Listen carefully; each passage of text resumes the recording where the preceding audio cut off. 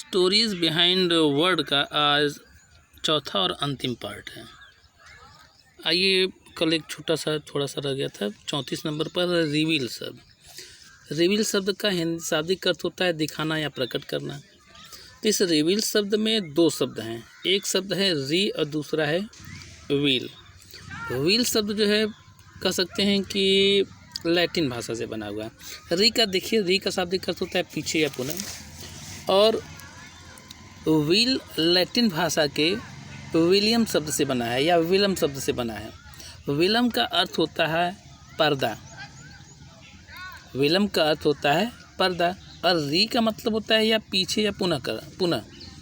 तो रिवील का मतलब हुआ पर्दा पीछे करना, अर्थात छिपी हुई बात या तथ्य को प्रकट करना। तो इस प्रकार से अंग्रेजी की भाषा में शब्द आ गया रिवील, यानी दिखाना, जाहिर करना, पर्दे को पीछे करना, यानी जो चीज़ें छिपी हुई चीज़ों को बताना। ठीक, रिवील, रिवील का मतलब प्रदर्शित करना, री मतलब पुनः पीछे, और व्हील का मतलब क्या होता है पर्दा। आइए अगला शब्द है रबर। ये आसान है, ये जानते हैं, वर्ब से बना है। रब का मतलब होता है रगड़ना, रब का मतलब होता है रगड़ना या घिसना। तो रबर इसी से बना है। रबर का मतलब क्या होता है घिसने वाला या घिस करके साफ करने वाला। तो इस प्रकार से रब शब्द से पेंसिल से लिखी हुई चीज़ को मिटाने के लिए जो बना उसको हम क्या कहते हैं, रबर कहते हैं। 36 नंबर पर है सैलरी। सैलरी का मतलब होता है वेतन, अंग्रेजी में क्या होता है, वेतन। लैटिन भाषा के, यह जो है लैटिन भाषा के सैलरियम शब्द से बना हुआ है। सैलरियम का अर्थ होता है नमक भत्ता। क्या होता है, नमक भत्ता। पुराने समय में नमक बहुत कठिनाई से प्राप्त होता था। आपको याद होगा महात्मा गांधी का दांडी मार्च नमक के लिए ही किया गया था। तो बहुत प्राचीन समय में और ख़ास करके कह सकते हैं कि रोम में जो रोमन सम्राट होते थे वह अपने सैनिकों को प्राचीन समय में नमक खरीदने के लिए नमक भत्ता देते थे। और किसको देते थे, रोमन सैनिकों को भत्ता देते थे नमक को खरीदने के लिए। तो इस विधि को, इस बात को लैटिन भाषा में क्या कहा जाता था, सैलरियम कहा जाता था। इसी सैलरियम शब्द से आगे चल करके सैलरी शब्द का निर्माण हुआ। अब सैलरी में, अब कह सकते हैं सैलरी एक विस्तृत अर्थ में प्रयोग किया जाने लगा। अब इसमें नमक ही शामिल नहीं बल्कि अन्य सारी चीज़ों को इसमें शामिल कर लिया गया है। 37 नंबर पर है साल्वेज। साल्वेज का अर्थ होता है तोड़ फोड़, नुकसान, आग आदि से बचाना। ऐसा है प्राचीन समय में, आज तो अत्याधुनिक युग आ गया है, बंदूकें हैं, तोपें हैं, बम हैं, आज ऐसी वस्तुएं हैं जिनसे हम दूसरे का नुकसान पहुंचा सकते हैं, बड़े नेताओं को मार सकते हैं, कुछ भी ऐसा कर सकते हैं। लेकिन पुराने समय में जानते हैं ऐसा कुछ नहीं होता था। बड़े अधिकारियों को, राजा आदि को मारने के लिए सबसे आसान तरीका जहर होता था।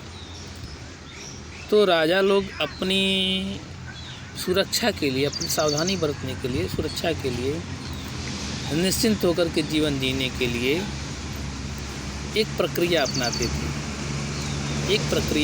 थे। और वे क्या करते थे, अपने यहाँ कुछ व्यक्तियों का चुनाव करते थे या नौकरी पर रखते हैं, कह सकते हैं, उनको नौकरी पर रखते थे। और उनका सिर्फ यही काम था कि वे राजा के भोजन करने से पहले राजा के लिए बने हुए भोजन को चखने का काम करते थे। एक प्रक्रिया थी। पहले राजा के भोजन करने से पहले जो नौकर होते थे, जो इस कार्य के लिए रखे गए होते थे, वह उस भोजन को चखते थे, और जब वो जिंदा रहते थे, मरते नहीं थे, फिर राजा उस भोजन को करते थे। तो ये एक प्रकार की प्रक्रिया थी। इस प्रक्रिया से होकर के राजा भोजन पाते थे या करते थे। इस प्रक्रिया के लिए स्पेनिश भाषा में साल्वो शब्द आया। स्पेनिश भाषा में साल्वा शब्द आया, साल्वा। और यह जो साल्वा शब्द था, यह लैटिन भाषा के साल्वो शब्द से आया। और जिसका अर्थ होता है बचाना या सुरक्षा करना। याद रहेगा। जो प्रक्रिया थी वह स्पेनिश भाषा में राजा को बचाने के लिए नौकर के द्वारा जो भोजन को चखने की प्रक्रिया थी, उस प्रक्रिया को सैल्वो शब्द कहा जाता था, सैल्वा कहा जाता है, SALVA कहा जाता था। और ये जो सैल्वा शब्द है यह लैटिन भाषा के सैल्वो शब्द से आया था, और सैल्वो का अर्थ होता है बचाना या सुरक्षा करना। तो इस प्रकार से अंग्रेजी भाषा में सैल्वेज शब्द का निर्माण हुआ, जिसका अर्थ होता है तोड़ फोड़, नुकसान आदि, आग आदि से बचाना। आइए आगे बढ़ते हैं। अगले नंबर पर है सेनेटोरियन या नहीं स्टेंटोरियन, बहुत तेज आवाज़ वाला। स्टेंटोरियन उच्चारण कर लेंगे, स्टेंटोरियन बहुत तेज आवाज़ वाला। प्राचीन समय में होमर नाम के एक लेखक होते थे। ये विश्व प्रसिद्ध लेखक हैं और इनके द्वारा 2-3 एपिक महाकाव्य लिखे गए जो बेहद प्रसिद्ध हैं ना। होमर का इलियड, ओडिसी आदि कई शब्द हैं, कई कृतियां हैं इनकी। तो होमर के द्वारा एक इलियड नामक महाकाव्य को अंग्रेजी में क्या कहते हैं? एपिक कहते हैं, लिखा गया था। और उसमें एक कैरेक्टर था जिसका नाम था स्टेंटर STENTOR था। STENTOR कैरेक्टर का नाम क्या है? स्टेंटर था। और इस स्टेंटर नामक जो कैरेक्टर था उसकी आवाज़ 50 व्यक्तियों के बराबर मिली हुई आवाज़ के बराबर थी। बहुत कर्कश, बहुत तेज आवाज़ थी।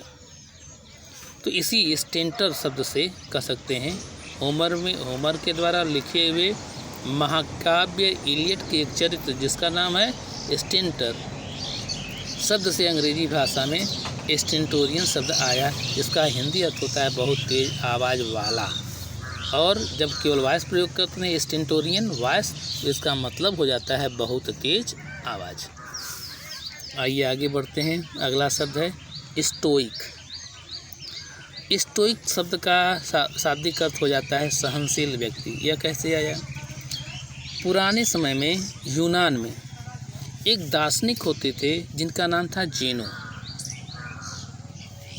यूनान में प्राचीन समय में एक दार्शनिक थे जिनका नाम था जीनो, और वे लोगों को शिक्षा देते थे कि आप लोग शांत रहिए, सहनशील रहिए, अविचलित रहिए, संयमी रहिए, इसकी शिक्षा देते थे, इत्यादि की शिक्षा देते थे। जेनो अपने अनुयायियों को सिखाने के लिए अपनी भाषा को, अपनी बात को, अपनी शिक्षा को देने के लिए उनको एथेंस शहर में एक स्थान पर एकत्रित करते थे। कहाँ एकत्रित करते थे? एथेंस शहर में एक स्थान पर एकत्रित करते थे। उस स्थान का नाम था पोइकाइल, POIKIL, पोकाइल स्टोआ। उस स्थान का नाम था पोइकाइल स्टोआ। जो स्टोआ शब्द है उसका शाब्दिक अर्थ होता है पोर्च या द्वार मंडप। क्या होता है? पोर्च या द्वार मंडप। तो जेनो और उनके अनुयायी का हमेशा उठना बैठना स्टोआ पर ही होता था, यानी पोइकाइल स्टोआ, पोर्च, द्वार मंडप पर भी ही होता था। इसलिए लोग बाद में इसको स्टोइक कहने लगे। जो वहाँ पर रहने वाले, निवास करने वाले, शिक्षा प्राप्त करने वाले लोग थे, उनको स्टोइक के रूप में पहचान मिलने लगी कि ये लोग स्टोआ पर जा कर के जेनो से शिक्षा ग्रहण करते, ये स्टोइक हैं। इस आधार पर धीरे धीरे अंग्रेजी में इस भाषा का प्रचलन हो गया, स्टोइक भाषा का प्रचलन या स्टोइक शब्द का प्रचलन में आ गया, जिसका हिंदी अर्थ होता है सहनशील व्यक्ति। ऐसा व्यक्ति जो सुख दुख से विचलित नहीं होता, ऐसा व्यक्ति जो आत्म संयमी होता है। आइए अगला शब्द है सुपरसीड।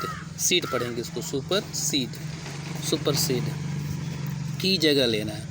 ये 2 हिस्सों में बटा हुआ शब्द है। एक शब्द है सुपर, दूसरा शब्द है सीड। सुपर का हिंदी अर्थ होता है ऊपर, और सीड, SED है केवल, सीट का अर्थ होता है बैठना। इस प्रकार से सुपरसीड हुआ। सुपरसीड का मतलब होता है ऊपर बैठना। आप कल्पना कर सकते हैं कि यदि आप किसी के ऊपर बैठ जाएं तो जिसके ऊपर आप बैठेंगे वह व्यक्ति आपके वजन को कितनी देर तक सहन करेगा।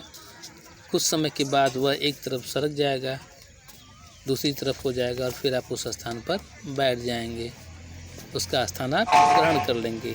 इस प्रकार से अंग्रेजी भाषा में स्थान ग्रहण करने के लिए, किसी दूसरी की जगह लेने के लिए सुपरसीड शब्द प्रचलन में आया। अगला शब्द है टीनेजर। टीनेजर बहुत प्रचलित शब्द है, आजकल बहुत प्रचलन में है।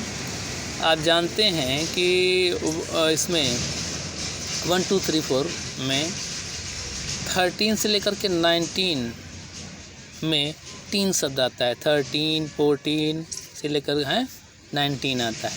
टीन शब्द इसमें सम्मिलित होता है। तो टीन का कह सकते हैं शाब्दिक अर्थ हो जाता है 13 से लेकर के 19 की संख्या के बीच के लिए ये प्रयोग होता है। और एज का मतलब होता है उम्र, और एजर का मतलब हो जाता है उम्र का या उम्र वाला। इस प्रकार से टीनेजर शब्द का निर्माण हुआ, अर्थात ऐसा व्यक्ति, ऐसा लड़का, ऐसा लड़की जिसकी उम्र 13 से 19 वर्ष की बीच की हो, या 13 से लेकर के 19 वर्ष की आयु के बीच की हो, ऐसे व्यक्ति को हम टीनेजर कहते हैं। 42वें नंबर पर है ट्रिवियल। ट्रिवियल का अर्थ होता है क्षुद्र, महत्वहीन या मामूली। यह लैटिन भाषा से बना हुआ है। लैटिन भाषा में ट्राई शब्द होता है। ट्राई का मतलब होता है 3। ट्रेन आ रही है, मालगाड़ी। लैटिन भाषा में ट्राई का शब्द होता है जिसका अर्थ होता है 3।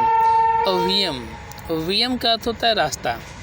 तो इस प्रकार से ट्रिवियम का अर्थ होता है चौराहा या तिराहा, यानी ऐसा स्थान जहाँ पर 3 रास्ते मिलते हैं और 4 रास्ते मिलते हैं।